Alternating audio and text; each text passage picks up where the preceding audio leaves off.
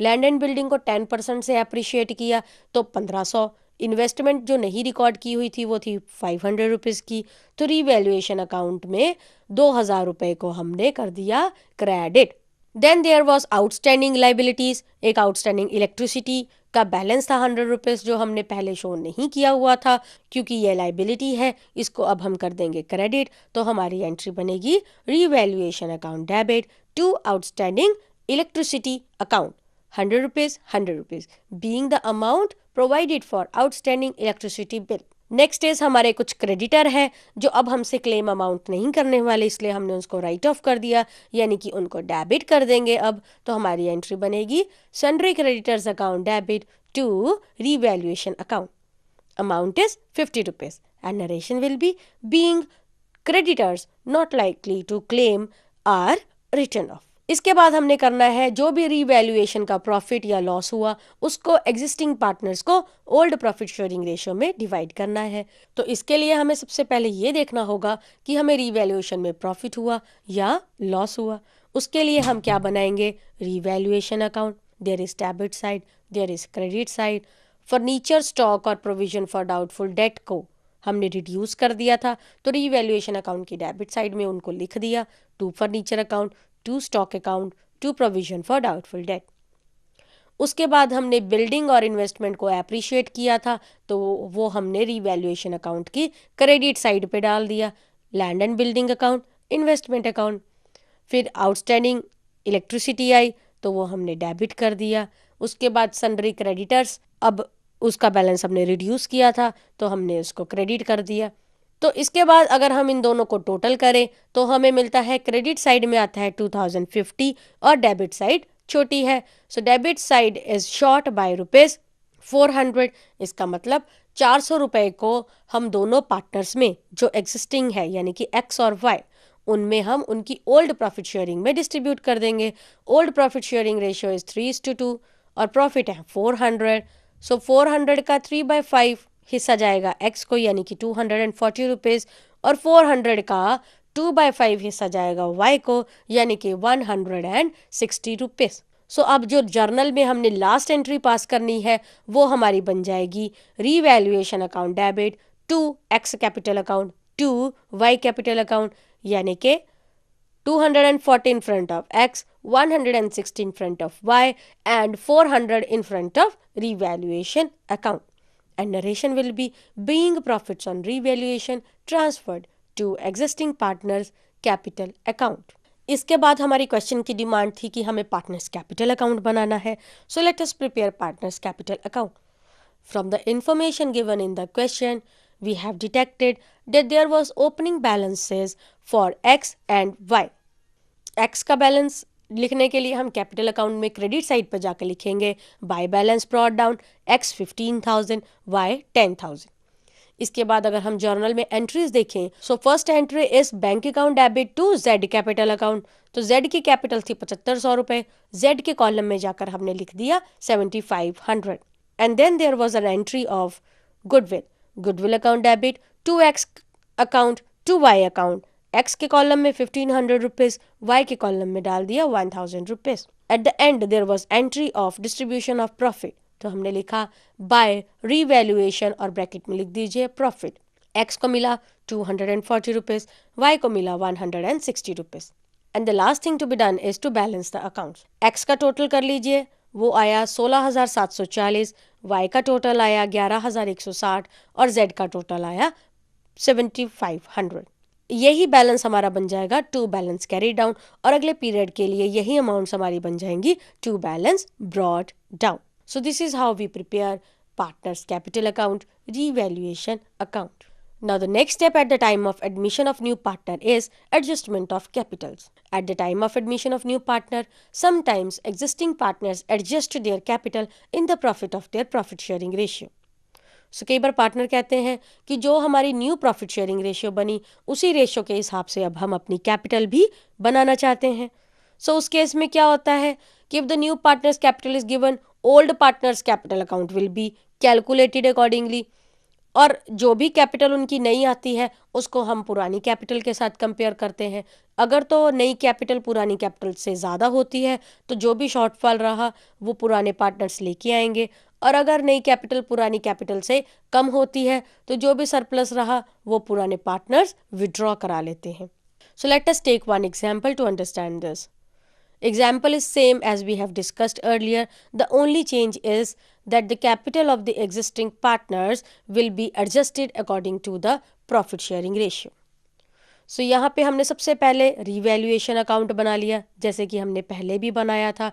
उसके बाद अब हम आते हैं सीधा पार्टनर की कैपिटल अकाउंट में। तो जो एंट्रीज हमने शुरू में पहले वाले क्वेश्चन में की वही यहाँ पे करेंगे। एक्स और वाई की कैपिटल की बिगनिंग बैलेंसेस डाल दीजिए, फिर जेड की कैपिटल डाल दीजिए, गुडविल जितनी भी रेस की एक्स और वाई ने डिस्ट्रीब्यूट की, प्रॉफिट पे रीवैल्यूएशन पे जो प्रॉफिट हुआ वो भी एक्स एंड वाई को चला गया। उसके बाद जब हम इसको बैलेंस करते हैं तो आता है एक्स का 16,740, वाई का आता है 11,160 और जेड का आता है 7,500। लेकिन अब यहाँ पे एक्स और वाई कहते हैं कि हमने अपनी नई प्रॉफिट शेयरिंग रेशियो के हिसाब से अपनी कैपिटल है वो लेकर आनी है। तो सबसे पहले अब हम देखें कि उनकी न्यू प्रॉफिट शेयरिंग रेशियो क्या बनती है। तो चलिए देखिए कि जेड का शेयर क्या था 1/4, इसका मतलब रिमेनिंग शेयर क्या बन गया 1 - 1/4 यानी कि 3/4। 3/5 हिस्सा एक्स ने कंट्रीब्यूट करना है यानी कि 3/5 multiply by 3/4 means 9/20। Y contribute करेगा 2/5 share means 2/5 multiply by 3/4 means 6/20। इसका मतलब हमारी न्यू प्रॉफिट शेयरिंग क्या होगी 9/20, 6/20 एंड 5/20 मीन्स 9:6:5। अब अगर Z 7500 लेके आता है एज 1/4 शेयर तो हमारे पास टोटल कैपिटल क्या होनी चाहिए 7500 मल्टीप्लाई बाय 4 डिवाइडेड बाय 1 यानी कि 30,000 रुपीज। तो 30,000 रुपीज का 9/20 हिस्सा लेके आया X, 30,000 रुपीज का 6/20 हिस्सा लेके आया Y और 30,000 रुपीज का 5/20 हिस्सा लेके आया Z। Z का तो शेयर क्लियर है 7500, X का शेयर अब हम कैलकुलेट कर लेंगे 30,000 multiply by 9 divided by 20 means 13,500। इसी तरीके से Y का शेयर बना 6/20 मल्टीप्लाई बाय 30,000 मीन्स 9,000। तो जो कैपिटल अब हमारी एज अ बैलेंस शो होनी चाहिए वो होगी एक्स के केस में 13,500, वाई के केस में 9,000 और जेड के केस में 7,500। तो जो बैलेंस अब कैपिटल का बनता है उसको हम बैलेंस करेंगे। तो बैलेंस डेबिट साइड पे आया है एक्स के केस में 3,240 और वाई के केस में आया है 2,160। इसका मतलब एक्स और वाई ये वाली अमाउंट विड्रॉ करवा लेंगे और उनकी जो न्यू प्रॉफिट शेयरिंग रेशो के हिसाब से कैपिटल्स एडजस्ट हो जाती हैं। इस केस में अगर अब हमें जर्नल एंट्रीज पास करनी हो तो सबसे पहले हम बैंक वाली एंट्री पास करते हैं, फिर गुडविल की एंट्री जो हम ऑलरेडी डिस्कस कर चुके हैं, देन रीवैल्यूएशन में जो प्रॉफिट हुआ है, फिर रीवैल्यूएशन में जो लॉसेस हुए हैं, वो सारी एंट्रीज एडजस्ट करने के बाद रीवैल्यूएशन का प्रॉफिट या लॉस अब हमने डिस्ट्रीब्यूट कर दिया पार्टनर्स को। वो हम लिखते हैं revaluation account debit to X capital account to Y capital account. ये एंट्री भी हम डिस्कस कर चुके हैं। अब हम ये देखते हैं कि जो पार्टनर्स को हमने एक्सेस बैलेंसेस देने हैं वो किस तरीके से देने हैं। वो हम बैलेंसेस देते हैं करंट अकाउंट के थ्रू। तो हमारी एंट्री बनती है X capital account debit ₹3,240 to X current account. Similarly Y capital account debit to Y's current account ₹2,160। Narration लिखेंगे being excess of the capital transferred to the partners current account. इसके बाद जो admission में हमारा next step आता है वो है change in the profit sharing ratio among existing partners.